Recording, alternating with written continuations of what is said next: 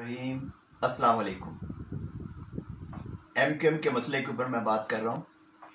MQM के नए इंकशाफात मुकम्मल तौर पर नए इंकशाफात नहीं हैं, ये बहुत पुराने इंकशाफात हैं। इन इंकशाफात के बारे में हुकूमत पाकिस्तान को बहुत पहले एक्शन लेना चाहिए था। हुकूमत पाकिस्तान ने आज तक एमक्यूएम की इन सरगर्मियों के बारे में न तो कोई एक्शन लिया और ना ही कराची के अंदर इस पार्टी के ख़िलाफ़ जितने भी कायदीन या इनके रहनुमा वहाँ काम करते हैं उनसे पूछताछ की। अब आकर पता चला, उनके अपने ही लोगों ने बताया कि एमक्यूएम भारत की खुफिया एजेंसी रा से पैसे लेती रही है, यानी लंदन में भारतीय हाई कमीशन इन लोगों को पैसे फ्राहम करते रहा है, सरमाया फ्राहम किया जाता रहा। कराची की रौनकें, कराची की रोशनियाँ, कराची का अमन बिगाड़ने के लिए अल्ताफ़ हुसैन को हर तरह से इस्तेमाल किया गया। हैरानी होती है कि पाकिस्तान के अस्करी इदारे, पाकिस्तान के सिक्योरिटी इदारे और हुकूमत पाकिस्तान इन तमाम अवामल के बारे में बाखबर थी, लेकिन इस पार्टी के साथ ताउन जारी क्यों रखा गया? नवाज शरीफ से ले लें, जनरल मुशर्रफ को ले लें, आसिफ अली जरदारी को ले लें, सब लोगों ने इस पार्टी के साथ ताउन किया और अपने साथ इक़्तिदार में इनको शामिल किया। अंदाज़ा कर लीजिए कि जनरल मुशर्रफ ने इस पार्टी को कराची के अंदर फ्री हैंड दिया।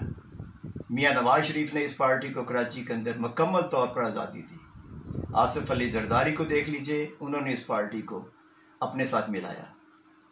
और तो और पाकिस्तान के हाई कमिश्नर बरतानिया में वाजिल शमशुल हसन और पाकिस्तान के साबका वज़ीर दाखिला रहमान मलिक मुकम्मल तौर पर अल्ताफ़ हुसैन से राब्ते में रहते थे। क्या इनको पता नहीं था कि ये भारत की खुफिया एजेंसी रा से पैसे लेते हैं और पाकिस्तान के ख़िलाफ़ काम कर रहे हैं? जितने भी इस पार्टी के एमएनएस थे, एमपीएस थे, उन तमाम लोगों को पता है, ना सिर्फ पता है बल्कि वो इन्वॉल्व थे। इन लोगों के ख़िलाफ़ कोई कार्रवाई आज तक नहीं हुई। अगर यही सिलसिला चलता रहा, आप बताइए कि पाकिस्तान के अंदर और कराची के अंदर अमन कैसे आएगा? और पाकिस्तान के अंदर इस पार्टी के बारे में जो इमेज अब उभारा जा रहा है, इसका खात्मा कैसे होगा?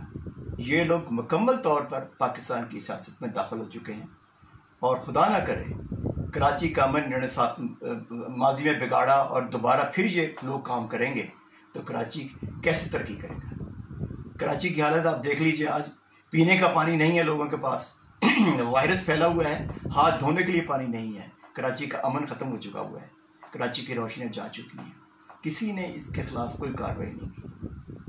मैं पहले भी कह चुका हूँ और अपने कॉलम में लिख चुका हूँ, बार बार लिख चुका हूँ कि खुदा रा पाकिस्तान के बाहर ओवरसीज़ पाकिस्तानी पॉलिटिकल पार्टीज़ की तश्कील की इजाज़त नहीं होनी चाहिए। किसी सूरत में भी पाकिस्तान की सियासी पार्टियाँ बैरून मुल्क अपने दफातर कायम ना करें और ख़ुद साख्ता जलावतनी की ज़िंदगी गुजारने वाले सियासी लीडर पाकिस्तान में जाकर इक़्तिदार हासिल करते हैं, उनके ऊपर पाबंदी होनी चाहिए। अब भी वक्त है कि पाकिस्तान की सियासी पार्टियों को सोचना चाहिए कि बैरून मुल्क उनके ज़ैली दफातर पाकिस्तान की अमन के लिए, पाकिस्तान के मफाद के लिए काम नहीं करते, बल्कि ये गैर मुल्की आकाओं के एजेंट बन जाते हैं। सोचना चाहिए हमें कि बैरून मुल्क पाकिस्तान की सियासी पार्टियों को अपने दफातर नहीं खोलने चाहिए। सिर्फ़ और सिर्फ पाकिस्तान का परचम होना चाहिए और पाकिस्तानी होने चाहिए। बैरून मुल्क इस वक्त पाकिस्तान की कम बेश तमाम सियासी पार्टियों ने अपने ज़ैली दफातर कायम कर रखे हैं और लोग मुख्तलिफ ग्रुप्स में बटे हुए हैं। इसके ख़ात्मे के लिए अब भी वक्त है हुकूमत पाकिस्तान और हमारे अस्करी अदारे सोचें और इस पर अमल करें। एमक्यूएम ने जो कुछ किया माजी में वो सबको पता है। एमक्यूएम ने किसके लिए काम किया वो भी पता है। कराची का अमन क्यों बिगाड़ा गया, बलूचिस्तान में कार्रवाई कैसे हुई, भत्ताखोरी कराची में कैसे हुई, कत्ल व गरत कैसे हुई, सब कुछ पता है हमारे सिक्योरिटी के इदारों को। अब वक्त आ गया है इसके ऊपर काम किया जाए। Thank you.